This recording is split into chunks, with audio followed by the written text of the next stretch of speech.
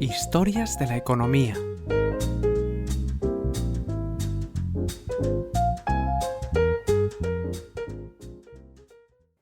Episodio 130. Así creó Holanda la empresa más grande y sangrienta de la historia.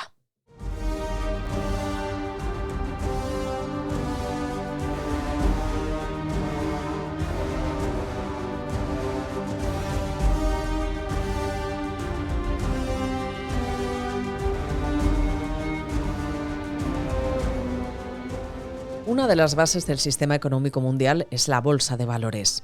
Los índices, las cotizaciones, los futuros y sociedades anónimas son cosas que vemos todos los días al abrir cualquier diario económico, y se trata de una herramienta fundamental para que las empresas consigan financiación, mientras que quien quiera puede sacar provecho o arruinarse del buen hacer de la misma, convirtiéndose en el dueño de una pequeña parte.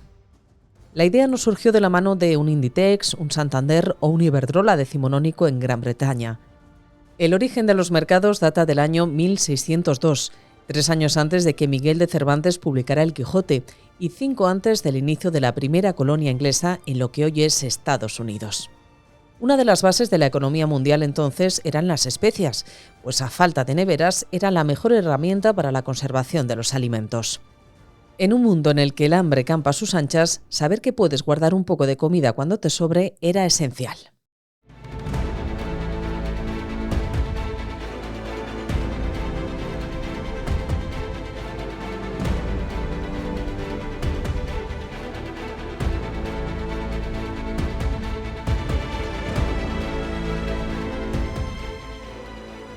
En Holanda, las especias fluían muy bien y en gran cantidad en los comienzos del siglo XV. Portugal dominaba el comercio de este producto, mientras que Amberes se había convertido en uno de los centros de distribución de Europa. El problema fue que en aquel entonces los Países Bajos se formaron como país, independizándose de la monarquía hispánica, que estuvo 80 años enviando ejércitos de forma sistemática para reintegrar esas provincias rebeldes en el imperio. Tuvieron tan mala suerte que al poco de empezar ese conflicto, la corona de Portugal cayó en la cabeza del rey de España y el que era su principal suministrador de especias ahora le estaba invadiendo, por lo que el escenario cambiaba de forma radical. Las consecuencias no tardaron en manifestarse y el precio de este recurso tenía fluctuaciones más fuertes que una criptomoneda recién estrenada en el parque. Con unos recursos muy escasos, dada la extensión del país y la situación de guerra constante, los holandeses tuvieron que tomar medidas imaginativas para lograr establecer sus propias rutas hacia Asia y así asegurar los flujos comerciales. Mientras que otros países crearon imperios en ultramar para asegurar este fin, que respondían directamente ante el rey, los neerlandeses se pusieron el monóculo y montaron la primera SA de la historia.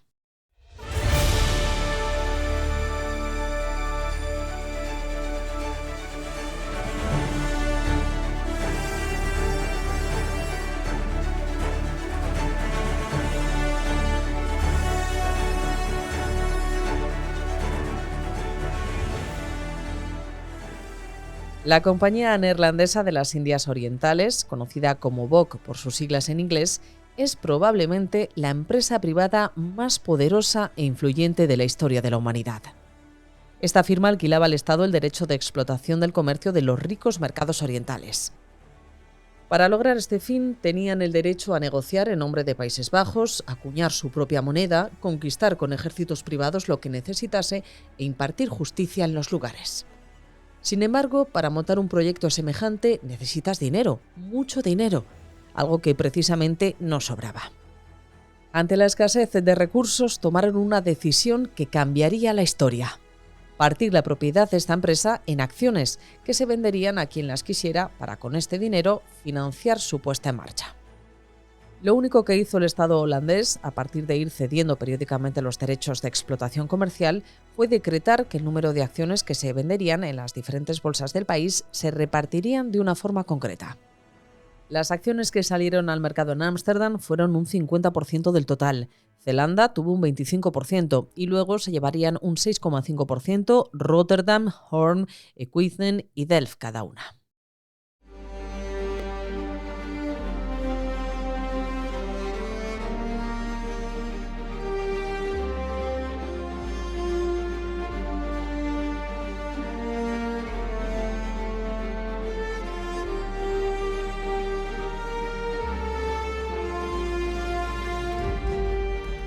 Al principio la idea es que no se podía comprar la propiedad de la empresa, sino que la alquilabas durante un plazo de 10 años, una decisión que no se ejecutó y que generó numerosos debates y conflictos legales. Por lo tanto, los propietarios iniciales eran los que se quedaban con las acciones hasta que las vendían, y la compañía tuvo durante sus primeros 200 años prácticamente los mismos dueños. Sentaba así las bases de las sociedades anónimas que hoy todos conocemos. Esta experiencia se basaba en un concepto que ya existía, el viejo modelo de las expediciones. Era bastante común en los países con tradición comercial la fórmula de pagar una expedición en barco entre diversos propietarios que compraban una parte de la misma a cambio de repartirse, en función de estos títulos, el futuro beneficio de la misión. Sin embargo, esta fórmula se usaba para actividades concretas que empezaban y acababan, pero esta vez fue la primera vez que el modelo se aplicaba en un ente permanente, en un emporio empresarial. Además, había otro incentivo muy fuerte para los accionistas, pues cada vez que la compañía neerlandesa de las Indias Orientales superase unos beneficios del 5%, se repartirían jugosos dividendos. Fueron los primeros de la historia y aunque al principio no se pagaron porque había que engrasar la maquinaria, llegaron a ser del 18% regularmente durante más de un siglo. Respecto al funcionamiento de la empresa, se creó una administración central, los 17 señores. Se trataba de una fórmula inicial de un consejo de administración. Unos representantes de las cámaras de comercio que se crearon en aquel entonces controlaban la empresa. Votaban las decisiones, estudiaban las cuentas y realizaban listas de encargos para que toda la estructura administrativa de la misma, repartida por varios continentes, siguiese una dirección. Esta junta se reunía entre 2 y 3 veces al año.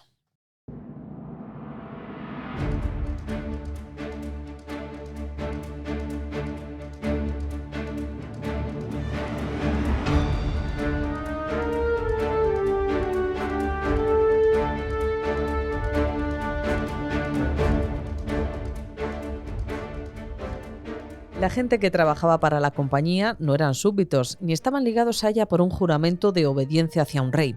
Se trataba de empleados que en muchas ocasiones no eran ni siquiera neerlandeses. En su época más gloriosa contaba con cerca de 50.000 trabajadores que se encargaban de navegar rutas marítimas desde Sudáfrica hasta Japón, realizar expediciones en Australia, cuidar y mantener los fuertes, construir barcos y mantener una flota de 150 naves. Al margen de estos empleados, la compañía contaba con 40 buques de guerra listos para la acción y más de 10.000 hombres que constituían un auténtico ejército para invadir territorios cuando el comercio no podía lograrse con un apretón de manos. En 1637, en el apogeo del comercio neerlandés, la compañía cotizaba en el parqué con una valoración superior a los 78 millones de florines, que al cambio a dólares y contando con la inflación estaríamos hablando de unos 7,9 billones de dólares, más que Apple, Microsoft y Google juntas, más que el PIB de España y Alemania. Como la compañía, se crearon otras empresas comerciales similares, pero ninguna llegó a alcanzar el valor de la neerlandesa. La Compañía del Mississippi, creada por Francia para dominar el monopolio de América, valía 6,8 billones de dólares actuales, mientras que la English South Sea Company, la sociedad anónima británica para el control del suministro de esclavos a América, estuvo valorada en 4,5 billones de dólares.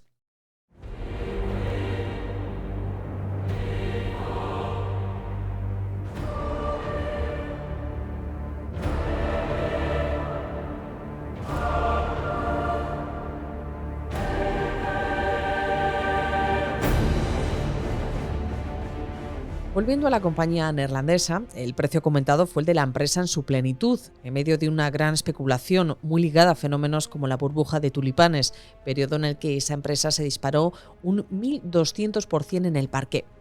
En su salida a bolsa recaudó 6,43 millones de florines, unos 850 millones de euros.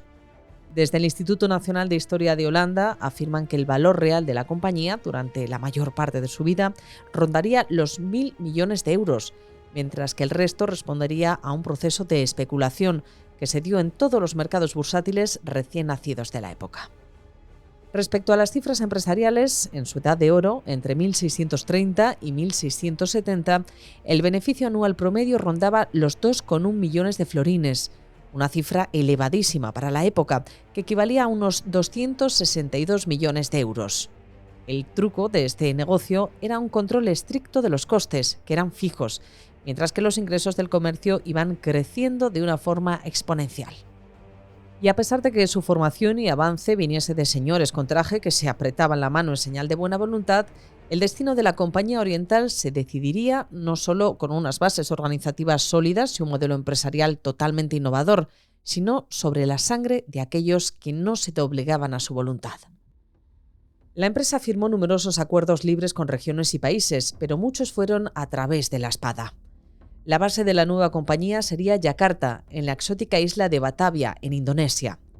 El lugar era ideal, pues gozaba de una posición privilegiada entre varias islas del archipiélago y era un punto perfecto para el abastecimiento de los navíos. El problema, que allí vivía gente.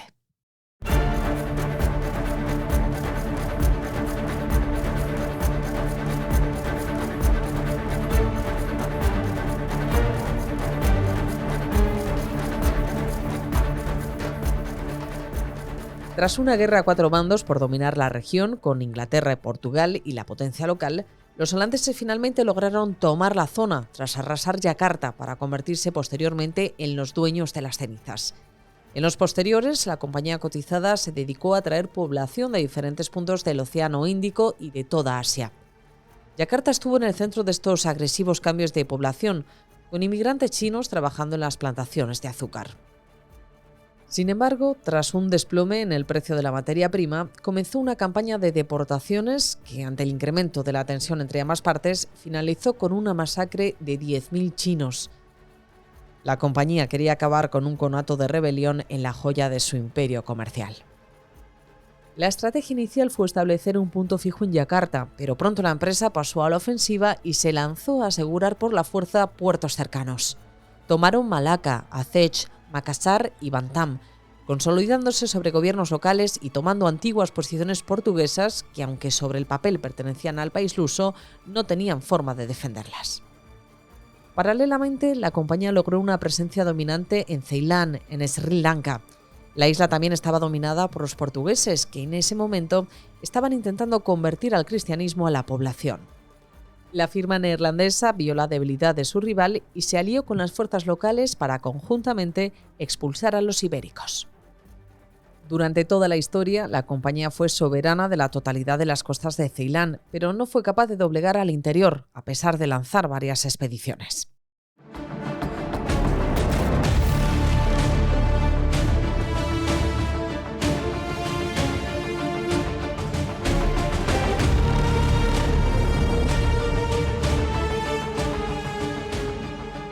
La Compañía Neerlandesa de las Indias Orientales tomó también el sur de Taiwán, región que usaron para su comercio con China y para sus plantaciones de azúcar. Estuvieron allí durante casi 40 años, hasta que los chinos lograron expulsarlos de la misma. De camino, usaron esta posición como base de operaciones para intentar conquistar las Islas Filipinas, que pertenecían entonces a la monarquía hispánica. Los holandeses contaban con 19 barcos, de los cuales 16 eran galeones, y los españoles apenas tenían 4 navíos.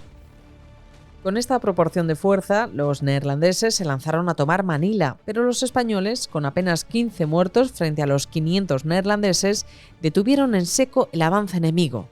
Tras este fracaso, la compañía renunció a sus pretensiones de hacerse con el archipiélago, viendo imposible su misión. Por último, la compañía logró tener presencia en las lejanas tierras de Japón. El imperio del sol naciente, que en ese momento era inaccesible para la mayor parte de los países, se abrió a comerciar con estos nuevos visitantes. Estos hábiles comerciantes se establecieron en Dejima, una isla artificial que usaban los nipones para comerciar sin que los extranjeros pisaran suelo japonés. Desde 1641, la BOC consiguió el privilegio de ser los únicos europeos con derecho a negociar con el mercado japonés, un monopolio que explotaron a través de su presencia en esta isla.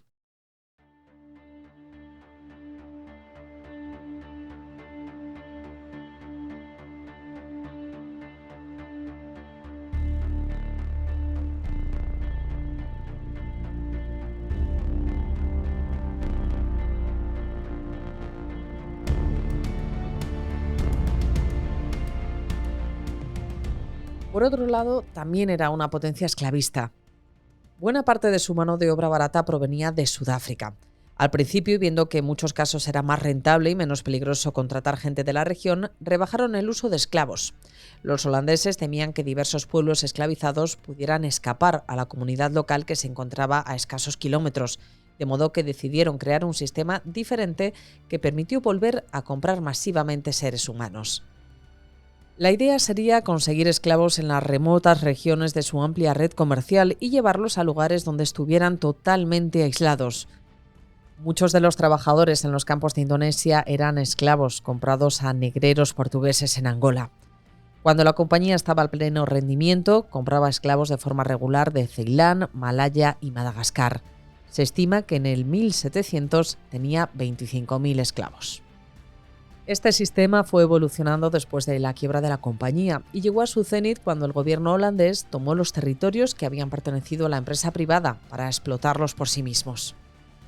Una vez sucedió esto, se llevó a millares de esclavos negros a trabajar en plantaciones en Indonesia, creando situaciones demográficas y culturales extrañas, ya que suplantaba la voluntad de unas poblaciones por otras, obligando a pueblos a irse de sus casas. Aunque el dominio neerlandés de Indonesia es ya otra historia.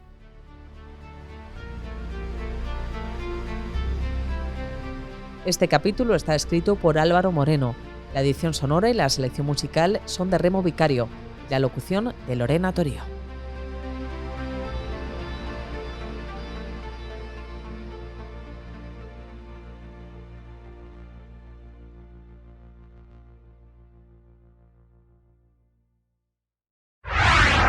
El Economista Podcast.